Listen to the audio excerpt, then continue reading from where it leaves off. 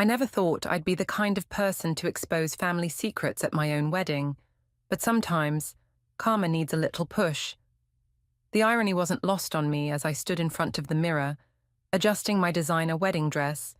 Tomorrow I'd either become a Zimmerman or tear their whole facade apart, maybe both. I'm Karen, and in less than 24 hours, I'm supposed to marry the love of my life, Liam. He's perfect, kind, supportive, and somehow managed to grow up decent despite his family. The Zimmermans are old money, the kind that fills country club lounges and charity galas with fake smiles and backhanded compliments. "You look stunning," my best friend Haley said, helping me with the final fitting. "Elise is going to hate it." "When doesn't she?" I laughed, but there was no humor in it. Speaking of the devil, Liam's sister burst into the bridal suite without knocking, her perfectly manicured hands clutching her phone like a weapon. "Karen, darling," Elise's voice dripped honey-coated venom. "Mother wants to know if you're still insisting on that unique ceremony setup." I met her eyes in the mirror. "Yes, Elise. The ceremony will be exactly as planned. It's just not how we do things," she sighed dramatically. "The Zimmerman weddings have always been traditional, stuffy, boring," Haley cut in, making me bite back a smile. Elise's nostrils flared. "Well, I suppose we can't expect everyone to understand our standards." Her eyes raked over my dress. "At least the gown is acceptable, though Mother still thinks the Vera Wang would have been more appropriate." "Good thing it's not her wedding, then," I replied sweetly. After Elise finally left, Haley turned to me. "I still can't believe what they did to your family's company." "Neither can I." I smoothed down the silk of my dress, remembering the day I found those documents in Liam's father's study. The truth about how the Zimmermans had systematically stripped my grandfather's business, leaving nothing but scraps for my father to inherit. But tomorrow will change everything. My phone buzzed, Liam calling. "Hey, beautiful," his warm voice filled my ear. "How's the final fitting?" "Perfect," I said, watching Haley pack up the dress. "Your sister just stopped by to spread her usual sunshine." He sighed.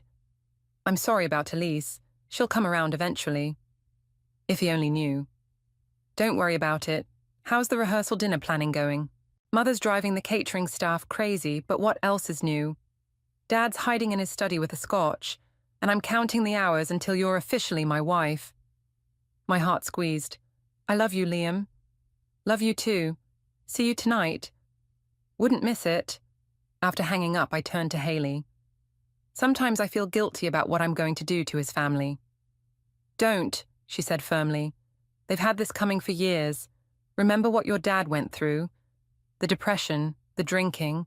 I did remember. All too well. "I know, it's just Liam's different." "Then trust that he'll understand when the truth comes out." Haley zipped up the dress bag. "You have the documents ready?" I patted my purse. "Everything. Bank statements, old contracts, emails. 20 years of systematic theft, all neat and tidy." "And you're sure about doing this at the wedding?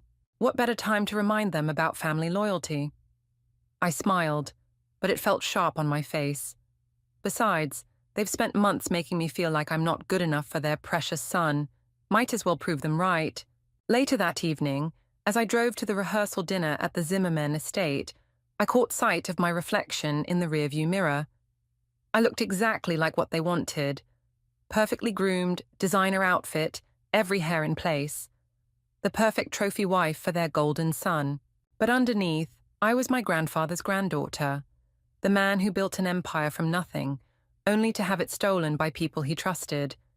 Tomorrow the Zimmermans would learn that karma doesn't forget, and neither do I. I pulled up to their mansion, where Veronica, Liam's mother, was already waiting on the steps. "Karen, darling," she called out, air-kissing my cheeks. "That color is interesting on you." I smiled, remembering the documents in my purse. "Thank you, Veronica. I learned from the best about making interesting choices." She missed my meaning completely, ushering me inside where the rest of the family waited. Liam's face lit up when he saw me, and for a moment, I almost wavered in my resolve. But then I caught Elisa's smirk from across the room, and I remembered why I had to do this. Tomorrow, everything would change. The perfect wedding would become the perfect revenge, and the Zimmermans would finally learn that some bridges, once burned, light the way to justice. The night before my wedding should have been filled with butterflies and last-minute jitters. Instead, I was standing in my hotel suite, staring at the shredded remains of my wedding dress, while Elisa's perfectly practiced look of shock was making my blood boil. "Oh my God, Karen, what happened?" Her voice wavered with fake concern as she stood in the doorway. "Did someone break in?"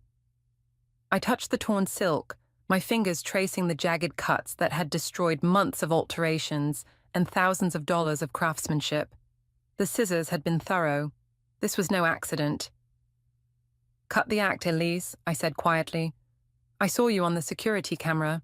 Her face froze for a split second before morphing into confusion. "I don't know what you're talking about. I just came to bring you Mother's pearl hairpiece." "The one you're not even holding," I interrupted, pointing to her empty hands.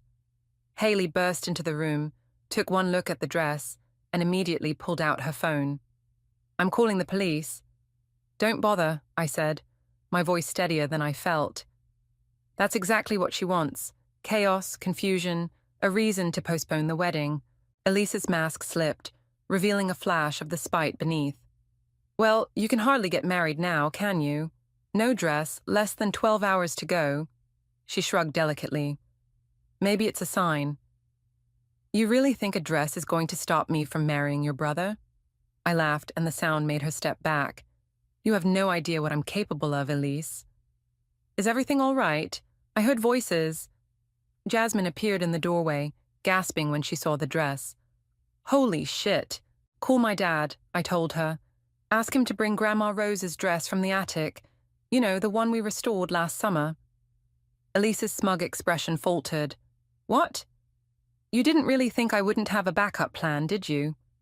I stepped closer to her. "I've been watching you plot and scheme for months. The sabotaged bridal shower, the lost invitations to my family members, the seating chart, mistakes." "I don't know what—" "Save it," Haley snapped. "We have security footage of you entering with scissors 20 minutes ago." Elisa's composure cracked completely. "You don't deserve him. You're nothing but a gold digger who—" "Who what?" I challenged. "Who discovered how your family really made their fortune? Who has proof of every dirty deal your parents made?" Her face went white. "You're lying." "Am I? Want to bet your trust fund on that?" The room fell silent except for Jasmine's quiet voice as she spoke to my dad on the phone. Elisa's perfectly lined lips trembled. "You wouldn't dare," she whispered. "It would destroy Liam." "The truth has a way of doing that," I agreed. "But unlike you, I trust him to handle it." "I'll tell him about the dress," she threatened. "About how you set me up." "Go ahead," I gestured to the security camera in the corner. "I'm sure he'd love to see the footage." Jasmine hung up the phone. "Your dad's on his way with the dress, Karen. He'll be here in 30 minutes. "Perfect." I turned back to Elise. "You should go. I'm sure you need time to prepare your explanation for tomorrow." She fled the room, her designer heels clicking rapidly down the hallway. As soon as she was gone, my knees gave out and I sank onto the bed. "Holy shit," Haley sat beside me. I knew she was crazy, but this— "Are you okay?" Jasmine asked, examining the ruined dress. "I'm fine," I assured them. "Actually, I'm better than fine. This is perfect." They both stared at me like I'd lost my mind. "Think about it," I explained. "Grandma Rose's dress isn't just any dress. It's the one she wore when she married my grandfather, before the Zimmermans destroyed everything he built. What better outfit to wear while I expose their lies?" "You're scary sometimes," Jasmine said admiringly. "You knew Elise would try something like this, didn't you?" I nodded. "She's predictable when she's desperate. And after what I let slip at the rehearsal dinner about having some surprising family history to share tomorrow, I knew she'd panic." A knock at the door made us all jump, but it was just the hotel manager, looking distressed. "Ms. McCormick, security called about an incident." "Everything's fine," I assured him. "Just a little family drama." Could you make sure the security footage from the last hour is preserved? We might need it. After he left, Haley squeezed my hand. Are you sure you want to go through with tomorrow? The revelations, I mean? I looked at my ruined wedding dress, thinking of my grandfather's face when he realized he'd lost everything, of my father's years of struggling to rebuild. More than ever, I said firmly. Elise just made it personal. Tomorrow, the Zimmermans learn that karma comes in a vintage dress. While waiting for my dad to arrive with Grandma Rose's dress, I showed Haley and Jasmine the letter that had started it all, the one I'd found 3 months ago, while helping Liam organize his father's study. I still can't believe you found this just lying in a drawer, Jasmine said, carefully unfolding the yellowed paper. Jeffrey must have been drunk when he filed it, I explained. He usually keeps everything locked in his safe, but this... I pointed to the signature at the bottom. This was his victory lap. Haley leaned in to read aloud. Dear Jeffrey, congratulations on successfully acquiring majority control of McCormick Industries. The systematic dilution of Robert's shares through our series of shell companies worked perfectly. He never suspected his own lawyer was working for us. My grandfather trusted that man with everything, I said, the familiar anger rising. He was family's lawyer for 20 years. And he was on the Zimmermans' payroll the whole time, Jasmine finished, shaking her head. A knock at the door interrupted us. My dad had arrived with the dress. His eyes widened at the sight of my destroyed wedding gown. Jesus, sweetheart, he whispered, carefully laying the garment bag containing Grandma's dress on the bed. Are you sure you don't want to postpone? No, Dad. I hugged him tight. Actually, there's something I need to tell you. Over the next 20 minutes, I explained everything, finding the letter, the months of secret investigation, the paper trail of fraud that had destroyed our family's company. All this time, he said finally, his voice rough, I thought Dad had made bad investments, that he'd gambled everything away. I was so angry at him. That's what they wanted you to think. I showed him the documents I'd gathered. They orchestrated his downfall perfectly. The Zimmermans didn't just steal the company, Dad. They stole his reputation, his legacy. Does Liam know? Not yet, but he will tomorrow. Dad ran a hand through his grey hair. Karen, honey, are you sure about this? Once you do this, there's no going back. I'm sure about Liam, I said firmly. He's not like them. Remember last Christmas when he found out Elise had deliberately excluded our family from the holiday party? He made her apologize and reorganize the whole thing. That's different from finding out his family destroyed ours, Haley pointed out gently. Maybe, I admitted, but he deserves to know the truth. And Grandpa deserves justice, even if it's 20 years late. We all turned to look at Grandma Rose's dress. Dad carefully unzipped the garment bag, revealing the ivory lace and delicate beadwork we'd spent last summer restoring. Mom would be proud to see you in this, Dad said softly. She always said you had Rose's spirit, more like her stubbornness, I smiled, touching the lace sleeve. Remember how she used to say, the truth always rises like cream? And the sour milk sinks to the bottom, Dad finished, chuckling. Then his face grew serious. What do you need me to do tomorrow? Just be ready, I said. I have copies of everything, the letter, the bank records, the shell company documents. When I give the signal during my toast, Haley will distribute them to key people in the room. Jasmine, who had been examining the ruined designer dress, spoke up. What about Elise?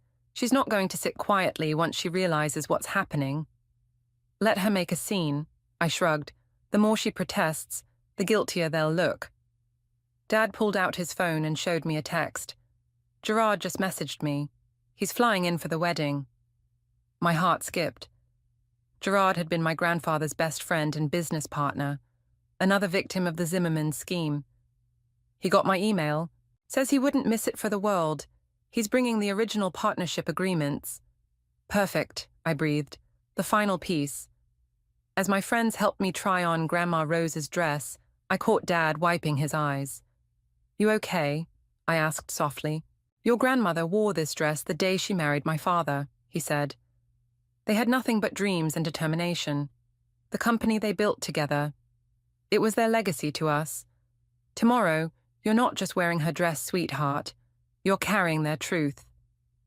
The dress fit perfectly, as if it had been waiting all these years for this moment.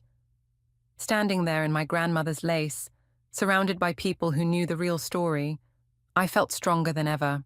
Tomorrow, I said, meeting each of their eyes in turn, the Zimmermans learn that some legacies can't be buried, and some granddaughters don't forget. Haley raised an imaginary glass, to Karma in vintage lace. We all laughed, but there was steel beneath our smiles. In less than 12 hours, I would walk down the aisle in my grandmother's dress, carrying 20 years of hidden truths. The Zimmermans thought they'd written the ending to this story long ago. They were about to learn how wrong they were. The church fell silent as the heavy wooden doors opened. I stood there, my arm linked with my father's, watching the Zimmermans' faces as they registered what I was wearing. Veronica's perfectly arranged smile cracked.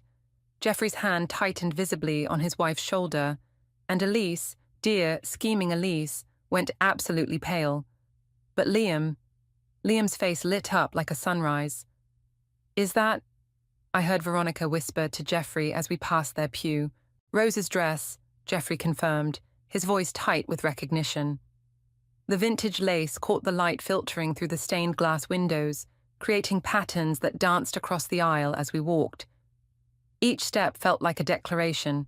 I'm still here. We're still here.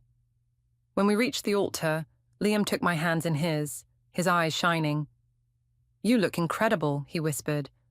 "But what happened to the other dress?" "Ask your sister," I murmured back, just loud enough for the first row to hear.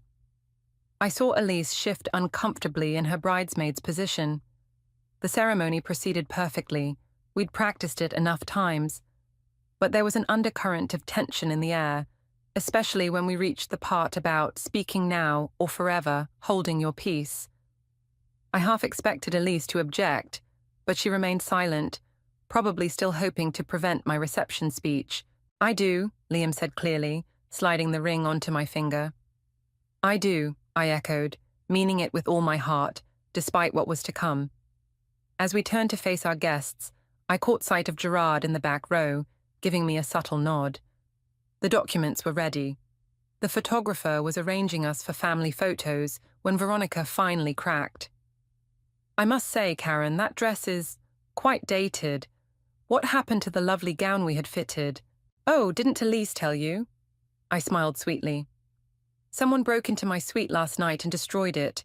Thank goodness for family heirlooms, right?" "Destroyed?" Liam's head snapped toward his sister. "Elise, what did you do?" "Nothing," she protested quickly, too quickly. "I just went to deliver Mother's hairpiece and—" "The hairpiece you never brought," I interrupted. "Should we review the security footage?" "There's security footage?" Jeffrey cut in sharply. "Of course," I replied. "The hotel takes their guests' safety very seriously, unlike some people's regard for family legacy." The photographer cleared his throat awkwardly. "Should we continue with the photos?" "Actually," Liam said, his jaw set, "I'd like to know what's going on. Elise—" "She's lying," Elise burst out. "She's trying to ruin everything. She's not good enough for this family, and that dress, that horrible old dress, belonged to my grandmother Rose. I finished for her. You remember her, don't you, Jeffrey? And the company she built with my grandfather." The color drained from Jeffrey's face. Behind us, the photographer quietly backed away, sensing the mounting tension. "This isn't the time," Veronica hissed, trying to maintain her composure. "We have guests waiting." "Yes, we do," I agreed, "including Gerard O'Connor. You remember him, surely? Grandpa's former business partner." Jeffrey's head whipped around, spotting Gerard in the crowd. The two men locked eyes, and 20 years of secrets seemed to crackle in the air between them. "Liam," I turned to my new husband, whose confusion was giving way to concern. "There's something you need to know, about your family, about mine, and about this dress." "Karen," Jeffrey's voice held a warning, "think very carefully about what you're about to do." "Oh, I have," I assured him.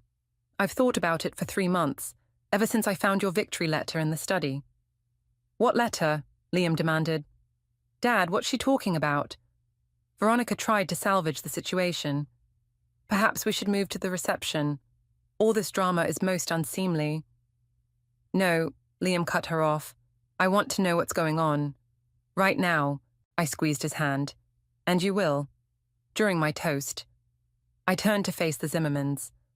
I think it's time everyone knew exactly how your family acquired its fortune, don't you?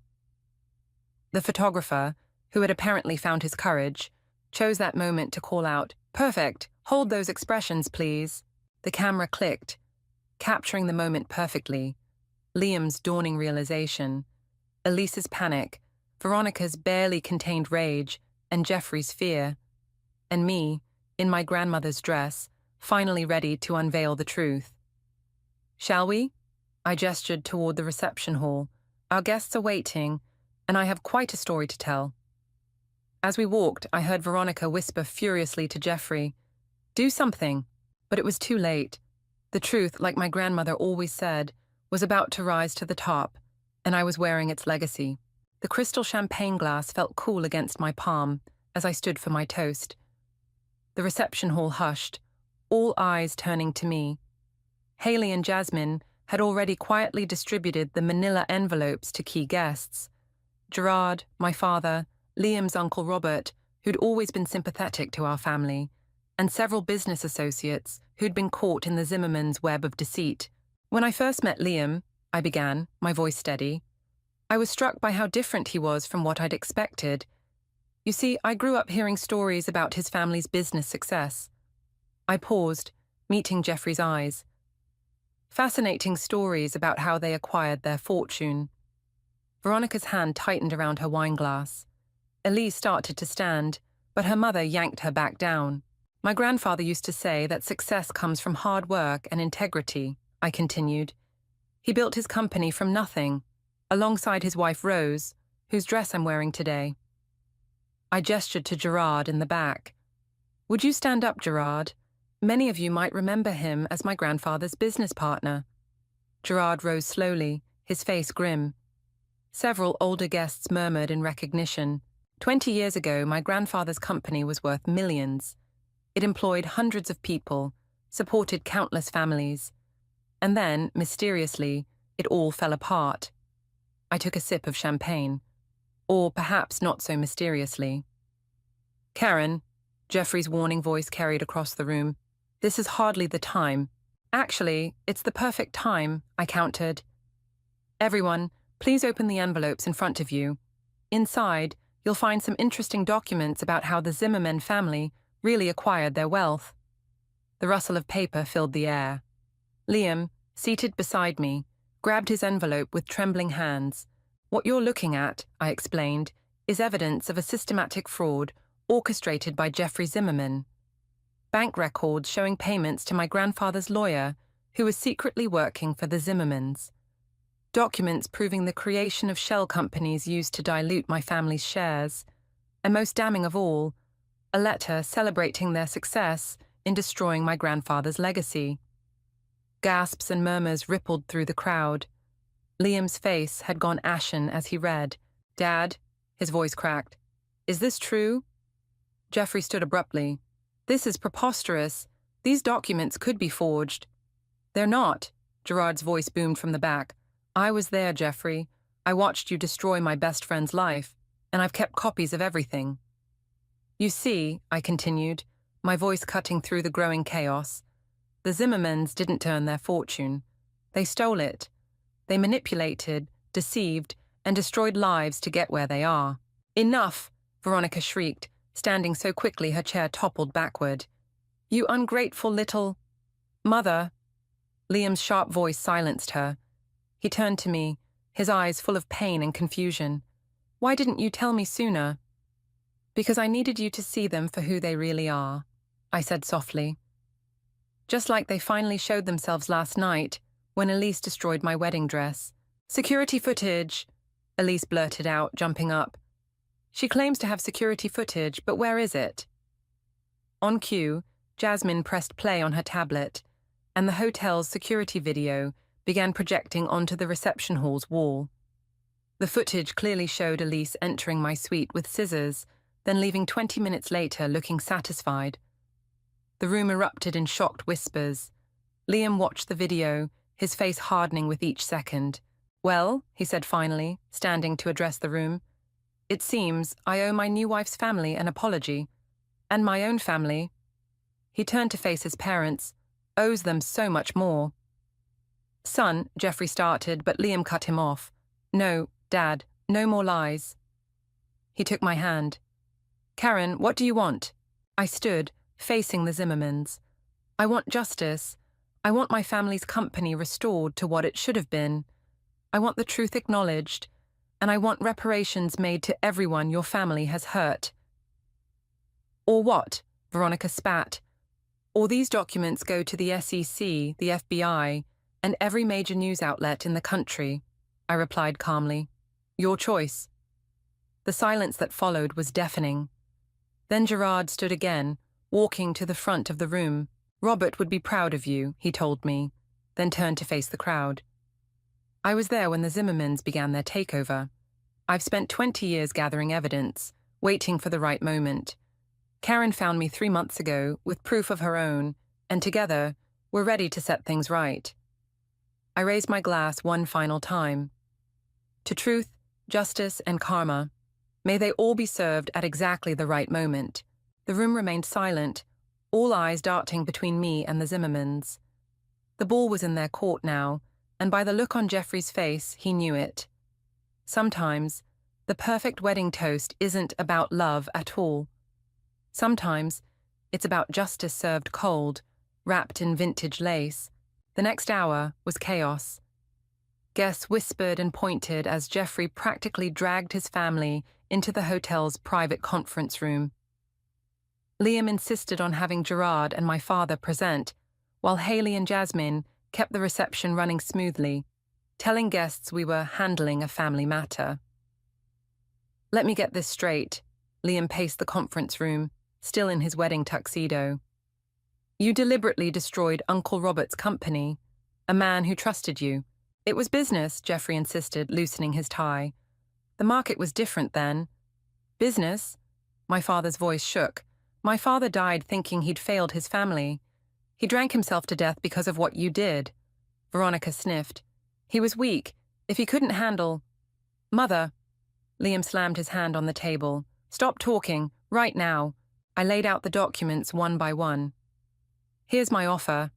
First, you'll transfer 51% of the company's shares back to my family. The percentage you stole through your shell companies." "Impossible," Jeffrey sputtered.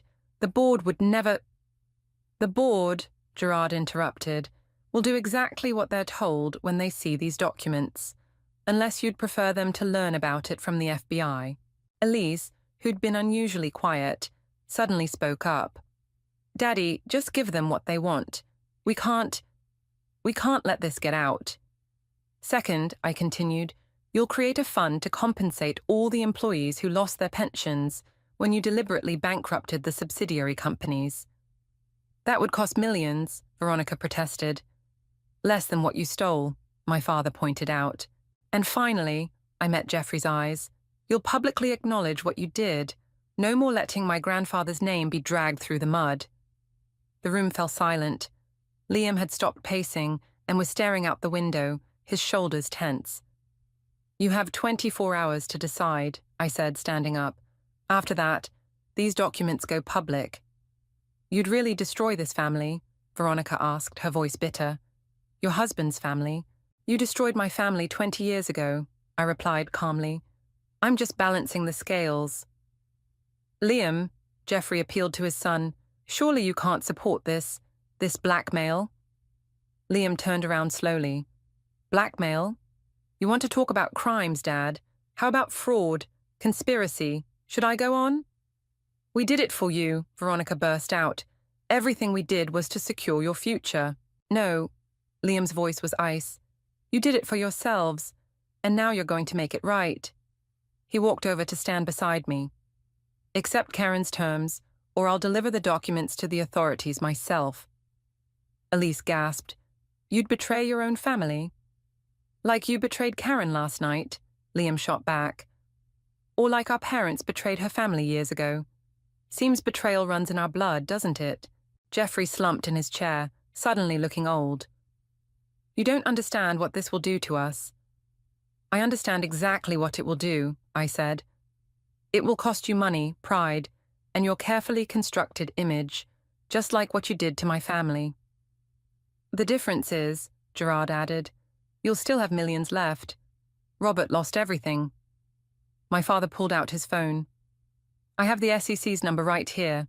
Your choice, Jeffrey. The tension in the room was suffocating. Veronica clutched her husband's arm, whispering furiously in his ear. Elise had started crying silently. Finally, Jeffrey spoke. We'll need our lawyers to review the terms. Fine, I agreed. You have until this time tomorrow, but one condition, you go out there right now and tell everyone the reception is over. I won't have my wedding turn into a circus for damage control. And Elise, Liam added, you'll publicly apologize for destroying Karen's dress.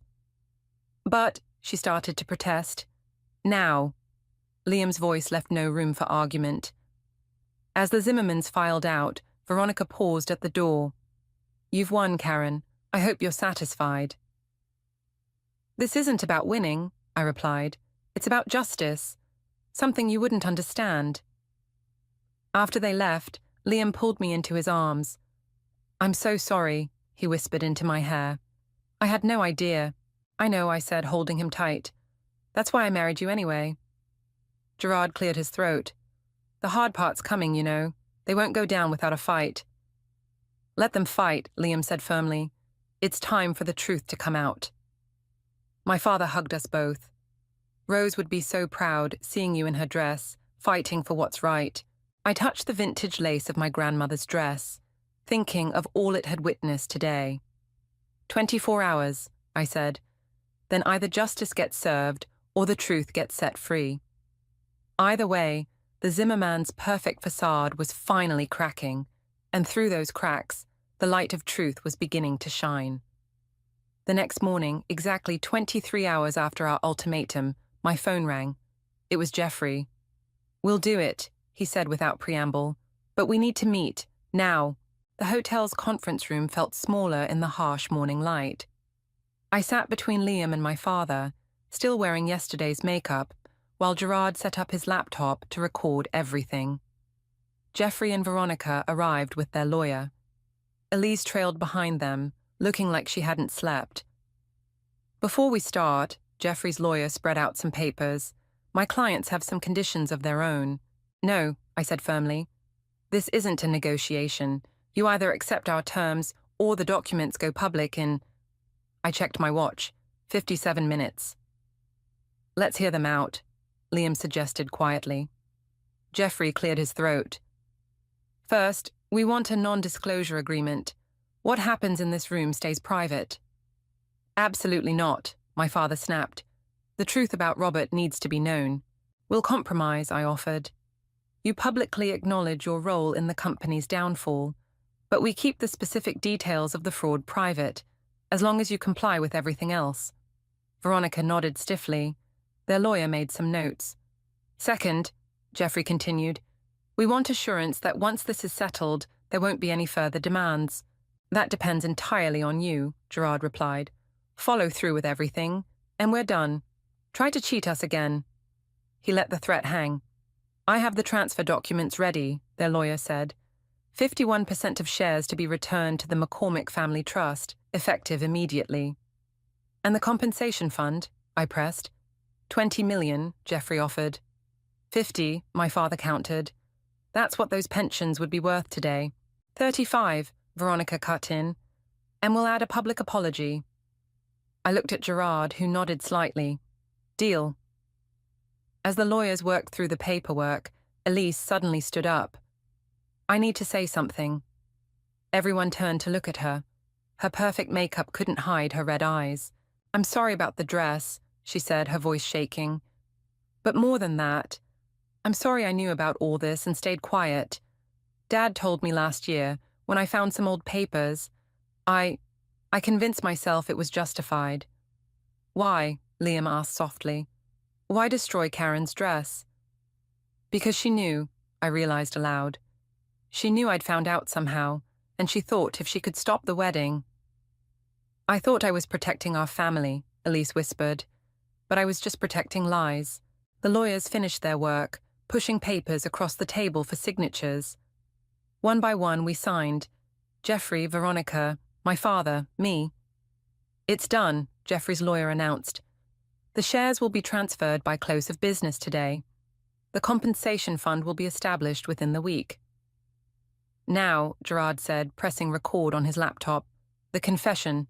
Jeffrey looked physically ill, but he faced the camera. 20 years ago, I orchestrated the hostile takeover of McCormick Industries through fraudulent means. I betrayed Robert's trust, manipulated his assets, and deliberately destroyed his reputation. I acknowledge this wrongdoing and accept full responsibility. And the dress? Liam prompted, looking at his sister. Elise swallowed hard. I, Elise Zimmerman, deliberately destroyed Karen's wedding dress the night before her wedding. It was a malicious act, and I am deeply sorry. After Gerard stopped recording, the room fell into heavy silence. What happens now? Veronica asked, sounding lost. Now, I said, standing up, you start making amends. Not just with money, but with actions. The company will need restructuring to protect the employees' interests. Gerard will oversee that. And us? Liam asked quietly. Our family? That depends on all of you, I replied. The truth is out. What you do with it is your choice. Jeffrey stood slowly, looking years older than he had yesterday. I've spent 20 years protecting this lie. I don't know how to be honest anymore. Start by telling me everything, Liam said. No more secrets. As we left the conference room, my father pulled me aside. Your grandfather would be proud, he said, his eyes wet. Not just of getting justice, but of how you did it. What do you mean? You gave them a chance to make it right. That's more than they gave us. I watched the Zimmermans huddled together at the end of the hallway, Jeffrey speaking intensely to Liam, Veronica holding a crying Elise. They were broken, but maybe, just maybe, they could rebuild something real from the ruins of their lies. Sometimes, I said, remembering Grandma Rose's words, the truth doesn't just rise to the top. Sometimes it breaks everything open first. And then, my father asked, I touched the lace of my grandmother's dress, still hanging in my hotel room upstairs. And then we rebuild, together or apart, but always with truth as the foundation. The autumn breeze rustled through the cemetery as I laid flowers on my grandfather's grave. Behind me, Liam squeezed my shoulder gently. Ready? He asked. I nodded, turning to face the small gathering. My father, Gerard, and surprisingly, Jeffrey stood waiting. It was the first time Jeffrey had agreed to come here. The company's quarterly reports came in, Gerard announced, pulling out his tablet. Profits are up 40% since the restructuring. Employee satisfaction is at an all-time high. Robert always said happy workers make better products. My father smiled. Looks like he was right. Jeffrey cleared his throat awkwardly. I've been reviewing some of his old business plans, the innovations he wanted to implement. They were years ahead of their time. That's why you targeted his company, I said, not accusingly, just stating a fact. Yes, Jeffrey admitted. I saw the potential and wanted it for myself. I never considered... He trailed off, staring at the headstone. Never considered he was a real person, my father suggested. With a family? Dreams? I'm sorry, Jeffrey's voice cracked. I know it's not enough, but I am truly sorry. A car pulled up to the cemetery gate. Veronica stepped out, followed by Elise. They'd been attending therapy together, working through their own guilt and complicity. The foundation papers are finalized, Veronica announced as they joined us. The Robert McCormick Innovation Fund will provide scholarships to young entrepreneurs and support small businesses affected by predatory takeovers, Elise added quietly. I touched my grandfather's headstone. He would have liked that. Karen, Elise stepped forward, holding something. I found this in Mother's attic. I thought you should have it. It was an old photograph of my grandparents on their wedding day. Grandma Rose in the dress I'd worn, standing proud beside my grandfather. They were so young, Liam observed, looking over my shoulder. They had nothing but dreams in each other, my father said. Just like you two. We have a little more than that, I smiled, thinking of the restored company, the foundation, the truth finally set free. The board meeting is next week, Gerard reminded us. First time both families will be working together officially. It won't be easy, Jeffrey warned. Nothing worth doing ever is, I replied. But we'll do it right this time. No shortcuts, no schemes. Veronica touched the photograph gently. Your grandmother was beautiful in that dress. I'm sorry I never appreciated what it represented. It represented everything you tried to destroy, I said honestly. But it also represented survival, resilience. Just like now. Elise wiped her eyes. I keep thinking about that night, with your dress. I was so angry, so scared of losing everything. And instead, you found something real, Liam finished. We all did. The breeze picked up, scattering autumn leaves across the cemetery. Standing there, surrounded by both families, I realized something my grandmother had tried to teach me. Revenge might be sweet, but redemption is sweeter. The company holiday party is next month, I announced. I think it's time we combine traditions, show everyone we're truly united. A fresh start, Jeffrey agreed. With old wisdom, my father added, nodding at the headstone. As we walked back to our cars, Liam held me back for a moment. You know what I love about you? He asked. You could have destroyed my family, but instead, you forced them to become better. I learned that from my grandfather, I said. He always said business wasn't about crushing competitors. It was about lifting everyone up. Smart man, Liam smiled. Think he would have approved of me? He would have loved you, my father called back, overhearing. Especially after you stood up to your family for what's right. The autumn sun was setting as we left the cemetery, casting long shadows behind us. But unlike the shadows of secrets that had haunted both our families for so long, these were clean and clear. Ready to go home? Liam asked. I looked at our families walking ahead of us, Jeffrey and my father discussing business plans, Veronica and Elise talking about the foundation, Gerard adding his wisdom to both conversations. Not perfect, but real. Not unbroken, but healing. Yes, I said, taking his hand. I'm ready. Sometimes karma doesn't just come to collect debts. Sometimes it comes to teach lessons, heal wounds, and build bridges. And sometimes, just sometimes, it comes wearing a vintage wedding dress, carrying not just revenge, but the possibility of redemption. That's the thing about truth. Once it rises, it lifts everyone with it.